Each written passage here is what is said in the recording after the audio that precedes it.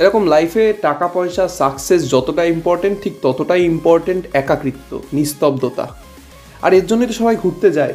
এবার কিছু লোক সমুদ্রে ঘুরতে গিয়ে খোলা সমুদ্রটাকে উপভোগ করতে ভালোবাসে, আর কিছু লোক পাহাড়ে গিয়ে পাহাড়ের চূড়া থেকে পুরো পৃথিবীটাকে দেখতে ভালোবাসে। আমি তার মধ্যে দিয়ে first time.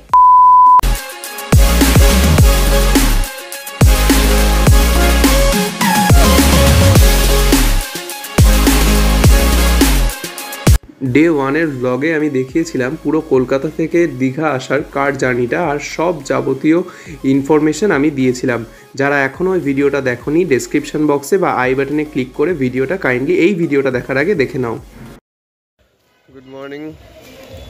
Good morning today 2। কাল রাত্রিবেলা ভিডিও এডিট করে করে শুতে তখন বেজে গেছিলো 1টা, এখন বাজে 5টা। হোটেল থেকে বিচের দিকে যাচ্ছি। একটু আগে বৃষ্টি হচ্ছিল, এখন আর বৃষ্টি নেই। চলে এসেছি বিচের বাজারে। দোকানপাট খুব একটা খোলেনি এখনো। দেখি জল কোথায়।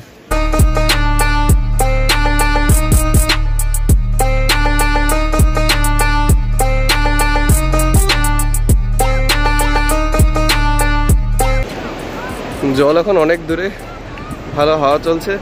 বিচ এরকম না হলে মজা আসে যে কিছুটা বাড়ি থাকবে, তারপরে হেঁটে গিয়ে তারপরে জল থাকবে। কালকে যখন এসেছিলাম এত জল ছিল, এত জোয়ার ছিল, সব পাথরের ওপরে ছিল।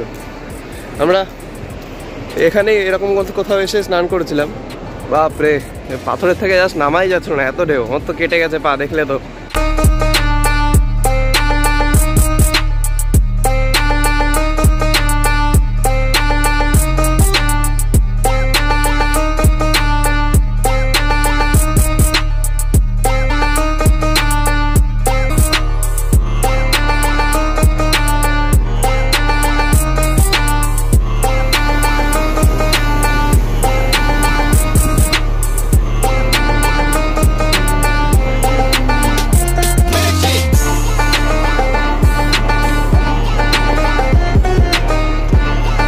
বিচে যখন এসেছিলাম তখন বাজে 5:15, এখন বাজে 5:45। আমি হেঁটে হেঁটে নিউ দীঘার থেকে দেখছি কত দূর যাওয়া যায়। 7টা অবধি হাঁটবো, তারপর আবার উপর থেকে উঠে ব্যাক করে যদি দেখি বেশি দূর হয়ে গেছে চলে যাব আবার বাড়িতে। বাড়ি বলছি না, হোটেলে। হেভি লাগে। সকালবেলা বিচে বেশি ভিড় নেই, সবাই ঘুমাচ্ছে। আমার মা বাবাও ঘুমাচ্ছে। আমি অ্যালার্ম দিয়ে শুয়েছিলাম, সকাল সকাল উঠে চলে এসেছি জাস্ট এই ফিলটা পাওয়ার জন্যে। একটু পরে ওই 11টা-12টা নাগাদ আসলেই জল একদম থাকতো ওপরের দিকে। একটা কাঁকড়া দেখতে পেলাম।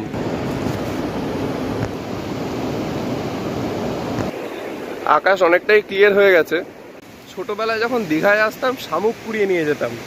এই অর্ধেক ছোট ছোট শামুকগুলো, এগুলো কুড়িয়ে নিয়ে যেতাম। এটা খুবই ফাঁকা, মানে আমি বাদে আমার কাছাকাছি আর কেউ নেই চত্বরে। ওই ওরা ওপাশে আছে কয়েকজন, বাস। সকালবেলা উঠে একটু কষ্ট করে দীঘা হাঁটতে হাঁটতে হাঁটতে হাঁটতে যেতে থাকো তাজপুর, উদয়পুরের দিকটায়, যা দেখা যায় যত দূর।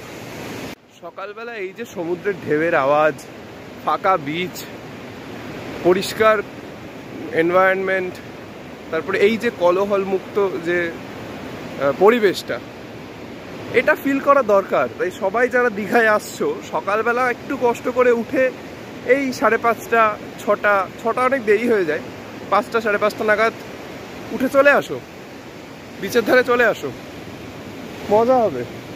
ওই সময় তো সবাই আসে স্নান করার সময়, দুপুরবেলার দিকে। সন্ধ্যাবেলাও সবাই আসে। তোমরা একটু কষ্ট করে সকালবেলার দিকে আসো, সানরাইজ তো দেখতে পাবে। আজকে মেঘলা বলে আমি মনে হয় না দেখতে পাবো। ক্যামেরা নিয়ে এসেছি, বড় লেন্সটা নিয়ে এসেছি। নিউ দীঘা বিচের থেকে আমি 1.5 থেকে 2 কিলোমিটার হেঁটে চলে এসেছি। এখন হালকা হালকা বৃষ্টির ফোঁটা পড়ছে এদিকে, বাট টেনশন করার কিছু নেই। আমি সঙ্গে ছাতা নিয়ে এসেছি। আমি ভিজলে কোনো অসুবিধা নেই, ক্যামেরাটা ভিজলে অসুবিধা হয়েছে, তো আমি ছাতা নিয়ে এসেছি, অসুবিধা নেই। বিচের থেকে হোটেলে এসে গেছি। বেশি কিছু পাইনি, কটা নর্মাল শেল পেয়েছি হোয়াইট কালারের, 3টে পার্পেল কালারের শেল পেয়েছি, ওটা একটু আনকমন লাগলো। আর একটা শাক পেয়েছি, এইটা,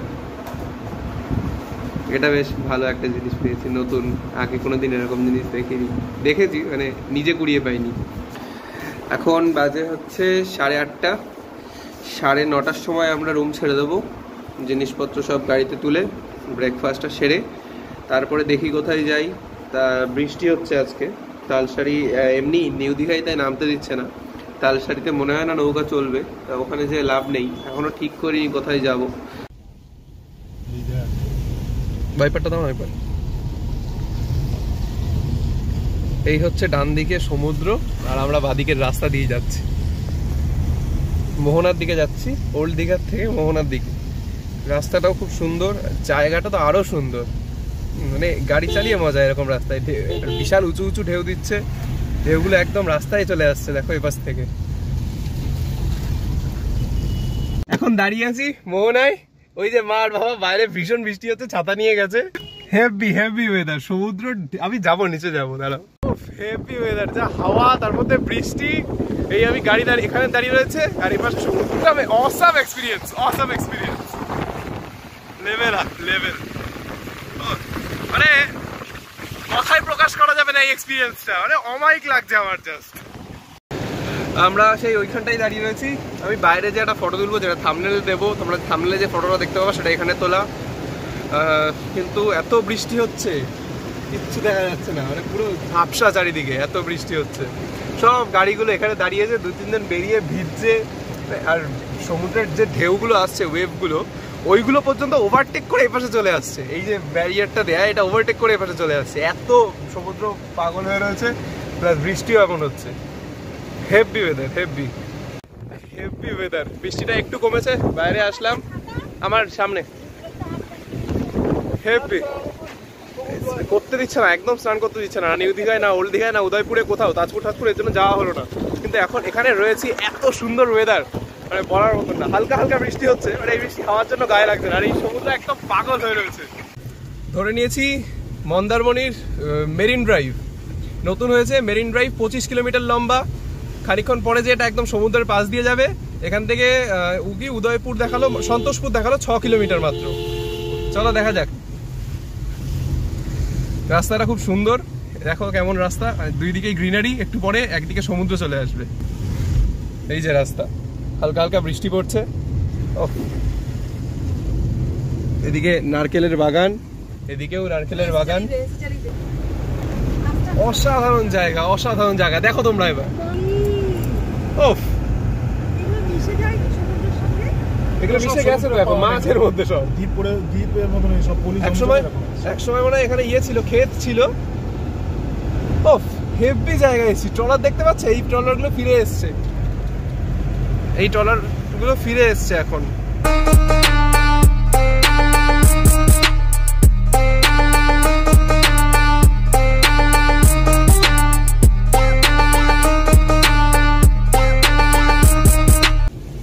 এই সাইডে সমুদ্র, আমরা একদম পার দিয়ে যাচ্ছি, রাস্তা দিয়ে যাচ্ছি, সমুদ্র একদম পারে রাস্তায়। যখন ইয়াস এসেছিল তখন জলগুলো সব ওখান থেকে রাস্তা পার হয়ে ওপারে চলে এসেছিল। চলো নামি, তারপরে পুরোটা তোমাদের দেখাবো। নেমে গেছি, এখান থেকে কোনো একটা নদী চলে যাচ্ছে, আমি গুগল ম্যাপ থেকে তোমাদের বলে দেবো। এই হচ্ছে সমুদ্র, বুঝলে? আর আমরা এখানে, এই রাস্তা এখানে, এইদিকে হচ্ছে মেরিন ড্রাইভ, আমরা এদিক দিয়ে আসলাম, আর এখানে সমুদ্র। বিশাল হাওয়া চলছে, ভীষণ বৃষ্টি হচ্ছে। এই যে ট্রলার গুলো ফেরত আসছে। আমরা দীঘার মেরিন ড্রাইভে, এখান থেকে নিচ থেকে একটা রাস্তা রয়েছিল, পুরোনো রাস্তাটা। একটা জিনিস তোমাদের আমি দেখাবো, ওই যে ওই পাশে একটা দ্বীপ মতন রয়েছে, ওখান থেকে আমার একটা বাড়ি রয়েছে। ভাবো কি অ্যাডভেঞ্চারাস তাদের লাইফ। এমনিতে আমার বৃষ্টিতে ভিজতে একদম ভালো লাগে না, বাট এরকম জায়গায় এসে কে না ভিজবে, কে না ভিজবে, এত সুন্দর জায়গা। আজ বৃষ্টি হচ্ছে, আমরা বর্ষাকালে এসছি বলে তাই মজা হচ্ছে না এমন না, মজা যথেষ্ট হচ্ছে। কিন্তু নর্মাল দিনে আসলে, যেদিন নীল আকাশ থাকবে, এই জায়গাগুলো যা ফটোগ্রাফি স্পট হবে না, মানে শুধু ফটোগ্রাফি না, দেখতেই আলাদা লাগবে, দেখতেই আলাদা লাগবে। হেভি জায়গা, হেভি। আমি সবাইকে রেফার করবো যে তোমরা দীঘার যেদিন বাড়ি যাবে, দীঘার থেকে যদি তোমরা পার্সোনাল গাড়ি নিয়ে আসো তাহলে তো আরো ভালো, বা একটা গাড়ি ভাড়া করো বা অটো ভাড়া করো, করে মোহনার ওই রাস্তাটায় খানিকক্ষণ দাঁড়াও, মোহনায় যাও। মোহনা একটু মাছের গন্ধ, বাকি সব ঠিক আছে। তারপরে মেরিন ড্রাইভ ধরে মন্দারমণির দিকে যাও। এই রাস্তাটা ভীষণ ভালো রাস্তা, সবাইকে রেফার করবো, 100% রেকমেন্ডেড। মেরিন ড্রাইভ ধরো, নতুন হয়েছে, মেরিন ড্রাইভটাকে উপভোগ করো। অসাধারণ রাস্তা, রাস্তার কন্ডিশন খুব ভালো। এসি অফ করে দাও। রাস্তার কন্ডিশন অমাইক। নিচ দিয়ে একটা রাস্তা গেছে, এই রাস্তাটা আগে ছিল, মেরিন ড্রাইভটা নতুন হয়েছে। ডান দিক থেকে আমাদের একটা নদী যাচ্ছে, নদীটার নাম আমি এখনো জানি না, যাই হোক তোমরা যদি জানো তাহলে কমেন্ট বক্সে অবভিয়াসলি জানাবে। এই যে এখান থেকে মার্ক করা রয়েছে শঙ্করপুর আর 1.7 কিলোমিটার, তাজপুর 7 কিলোমিটার, আর ন্যায়কালী মন্দির 500 মিটার। একদমই না আসলে সত্যিই মিস করে যেতাম। রাস্তাটা অসাধারণ বানিয়েছে। এইটা হচ্ছে ন্যায়কালী ব্রিজ। এইটা খুব ওয়েল মেনটেন, নতুন হয়েছে, সুন্দর করে রং টং করা রয়েছে। নিচে হচ্ছে নদী গেছে, অনেকগুলো খাল কাটা রয়েছে নদীর পাশ দিয়ে। ডান দিকে আমাদের সমুদ্র চলে গেছে। সুন্দর এক্সপিরিয়েন্স, সবাইকে বলবো এখানে সত্যি আসবে, 100% রেকমেন্ডেড। এখান থেকে তাজপুর আর 7 কিলোমিটার দেখালাম। তিন রাস্তার একটা মোড় এসছে, এখান থেকে আমরা সোজা নেবো তাজপুর যাওয়ার জন্য। ডান দিকে হচ্ছে ফিশিং হারবার, যেখানে মাছ ধরে। ওই মাছের ওখানে খুব গন্ধ, যে লাভ নেই। রাস্তা মানে খারাপও না, কিন্তু এরকম রাস্তা হয়েছে, ঠিকই আছে মোটামুটি, এখনো পর্যন্ত খারাপ কিছু পাইনি। দেখা যাক তাজপুর যাচ্ছি, কেমন হয় তাজপুর পুরো জানাবো। একটাই প্রবলেম যে রাস্তাটা পাকা নয়, মানে স্ল্যাব বসানো, পাকাই স্ল্যাব বসানো, সিমেন্টের রাস্তা। এরকম জঙ্গলের মধ্যে দিয়ে তাই আমরা যাচ্ছি তাজপুর। হেভি রাস্তাটা, হেভি পাকা নয় তাই কোনো খুব একটা প্রবলেম হচ্ছে না, কিন্তু রাস্তাটা খুব সুন্দর। Digha Shankarpur sea beach project ছিল আমাদের সামনে, ওখান থেকে বাদিক নিলাম। এখানেও বিশাল জলের স্রোত, বিশাল ঢেউ এখানে বাদিকে। এখান থেকে আমার পাকা রাস্তা, সুন্দর রাস্তা। এখান থেকে দেখাচ্ছে সামনে তাজপুর, কত কিলোমিটার কিছু জানাইনি, ম্যাক্সিমাম 4.5 থেকে 5 কিলোমিটার হবে, দেখা যাক। সুন্দর রাস্তা। এখানে সেই ইয়াসের পরে ঠিক করা হয়নি, পাড় সব ভাঙা, এখনো পর্যন্ত ভাঙা পার, এখনো ভাঙা। ইয়াসের পরে আর ঠিক হয়নি এদিকগুলো। মেরিন ড্রাইভ দিয়ে কিছু দূর আসছিলাম, আসার পরে রাস্তার ওপরে জলের ঢেউ যাচ্ছে, এর জন্য রাস্তাগুলো বন্ধ করে দিয়েছে পাথর দিয়ে। ভীষণ বাজে অবস্থা রাস্তার।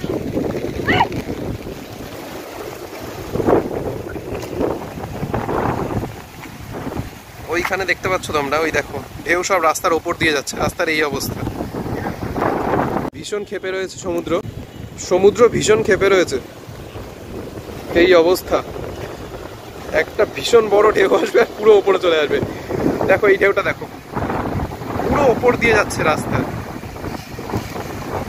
আমরা এসছিলাম, এখান থেকে বললো একজন লোকালের কাছে জিজ্ঞাসা করলাম, উনি বললো এখান থেকে তাজপুর 4 থেকে 5 কিলোমিটার অ্যাপ্রক্সিমেট ডিস্টেন্স, কিন্তু রাস্তার যে অবস্থা দেখলাম, তোমরা তো দেখলে, তাজপুর যাওয়া হলো না। উনি বললো আরেকভাবে যেতে পারো, হচ্ছে ওই দিক দিয়ে ঘুরে। তা বলছে আজকে তাজপুরের ওইদিকে অবস্থা এমনিই খারাপ, না যাওয়াটাই বেটার। তাই ডিসাইড করলাম যে অত রিস্ক নিয়ে যাওয়ার কোনো দরকার নেই, ঘুরতে এসেছি, খুব ভালো হয়েছে ঘোরাটা, এখন বাড়িই যাই। ফাও অত রিস্ক নিয়ে লাস্টের দিন পুরো ট্রিপটা নষ্ট করার কোনো মুড নেই। চলো যাওয়া যাক, এবার সেম রাস্তা ধরে চলে যাবো। এবার এই ওইখানটায় ফিরে আসলাম, যেতে তো পারলাম না, মোহনার ওইখানটায়। ট্রলারগুলো যাচ্ছে কি রিস্ক নিয়ে, আরে সত্যি এদের লাইফে ভীষণ রিস্ক। এগুলো সব ইয়াসে ফেটে গেছিল, যখন ইয়াস এসেছিল সিমেন্টের স্ল্যাব, এইগুলো ফাটিয়ে দিয়েছিল। চলে এসেছি আমরা মেরিন ড্রাইভ রোড থেকে, এবার কন্টাইয়ের দিকে যাচ্ছি। কন্টা এখান থেকে 29 কিলোমিটার, 29 কিলোমিটার। তো এই রাস্তা ধরে এবার যাব। দীঘা ঘুরলাম, তাজপুর যেতে পারলাম না, কিন্তু তাজপুরের যতদূর পেরেছি ততদূর দেখিয়েছি, শঙ্করপুর অবধি দেখিয়েছি তোমাদেরকে। আর তাজপুরে যাওয়া এখন সম্ভব না বেসিক্যালি। তা মেন কথা হচ্ছে যে ব্লগটা আমি অফিসিয়ালি এখানে শেষ করছি।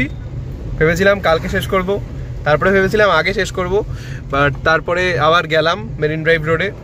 এবার শেষ করছি, এবার সিরিয়াসলি শেষ করছি ব্লগটা। যাই